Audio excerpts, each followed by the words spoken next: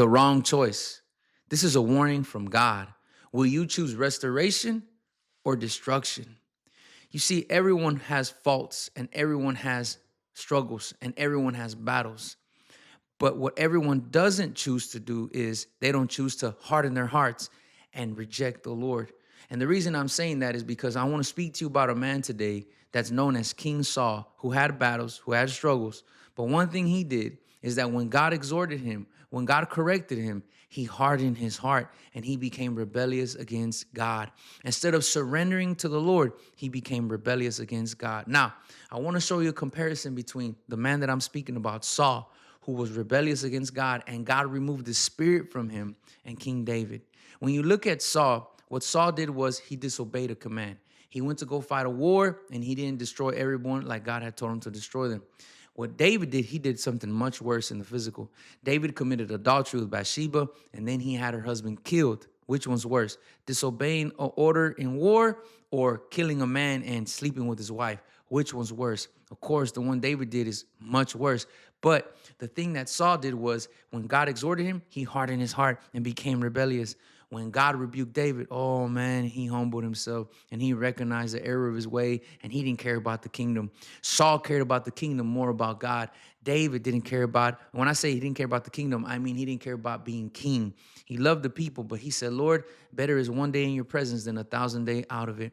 David said, you can take me away from being king, just please don't remove your Holy Spirit. So David saw God very precious. He said, Lord, don't remove your Holy Spirit from me. Saul saw the kingdom. He saw the crown as precious. Now, listen to this.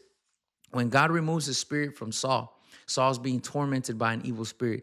God's spirit has been removed and an evil spirit is tormenting Saul. And this happens for a while. But then one day when Saul is chasing David, he finds him where Samuel the prophet is. And the Holy Spirit of God fills Saul one more time. And I want to call this section that we're going to read another opportunity, another chance. This was God's final opportunity for Saul. And you know what Saul did? He didn't choose restoration. He chose destruction. Pay attention to this. It's very important. This is the wrong choice. 1 Samuel chapter 19, 18 through 24. Now David fled and escaped, and he came to Samuel at Ramah and told him what Saul had done to him. And he and Samuel went and lived in Naioth. And it was told Saul, behold, David is at Naioth in Ramah. Then Saul sent messengers to take David, and when they saw the company of the prophets prophesying and Samuel standing as head over them, the Spirit of God came upon the messengers of Saul, and they also prophesied. So Saul is trying to kill David, and he's sending these messengers to Samuel and to David. He wants to capture David. But as soon as the messengers get there to that holy place, they start to prophesy. They're not able to accomplish their evil deeds. The Spirit of God stops them, and they are filled with the Spirit, and they begin to prophesy. Let's continue to read. When it was told Saul, he sent us other messengers, and they also prophesied. And Saul sent messengers again the third time, and they also prophesied.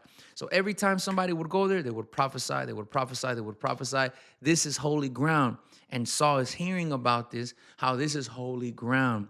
Then he himself, Saul, the man tormented by evil spirits, the man who God had rejected, then he himself went to Ramah and came to that great well that is in Seku, and he asked, where is Samuel and David? And one said, behold, they are at Naioth and Ramah. And he went there to Naioth and Ramah, and the Spirit of God came upon him also. So a man who had been rejected by God, a man who did not have the Spirit of God over his life anymore, a man who had evil demonic spirits tormenting him.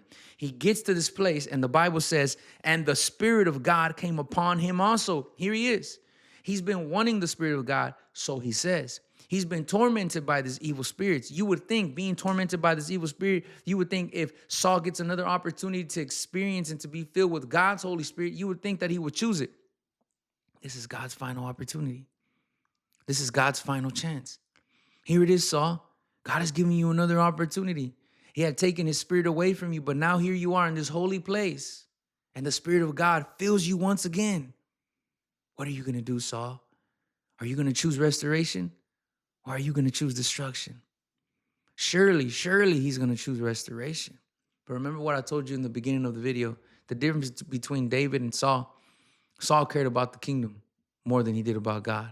He cared about his position. He cared about his title. David didn't care about none of those things. He cared about God's spirit. He saw God's spirit as the greatest treasure. Saul, on the other hand, saw his title, his crown as the greatest treasure. You see, the Bible says that there's people who choose their life but end up losing it. But there's people who lose their life and end up finding it. What does the scripture mean by that? In other words, when people choose their earthly, carnal, sinful passions, when they're like Saul and they're more in love with the crown, they're more in love with the title, they're more in love with what this life can give them, at the end of the day, they're going to have it for this life.